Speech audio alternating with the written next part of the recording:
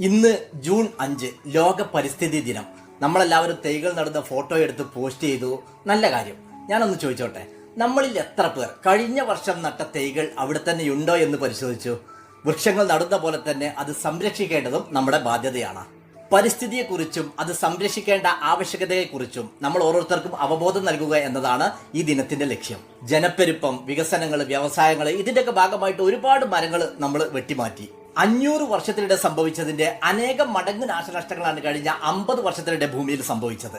ഇതിൽ ഏറ്റവും പ്രധാനപ്പെട്ടത് ഹരിതവനങ്ങളുടെ നഷ്ടങ്ങളാണ്. ഇങ്ങനെ പോയാൽ ഭൂമിയെ നാം കൊന്നൊടുക്കുന്നതിന് മുമ്പേ ഭൂമി നമ്മളെ കൊന്നൊടുക്കൂ. 2024 പരിസ്ഥിതി സന്ദേശം ഭൂമി പുനഃസ്ഥാപിക്കൽ, മരുഭൂവൽക്കരണം, വരൾച്ചാ പ്രതിരോധം എന്നിവയാണ്. ഓരോ വർഷവും ഓരോ രാജ്യങ്ങളിലാണ് പരിസ്ഥിതി ദിനത്തിന്റെ ഔദ്യോഗിക ആഘോഷം നടക്കുക. 1973 ഇതിന് തുടക്കം കുറിച്ചത്. ഈ വർഷത്തെ ആതിഥേയ രാജ്യം എന്ന് പറയുന്നത് സൗദി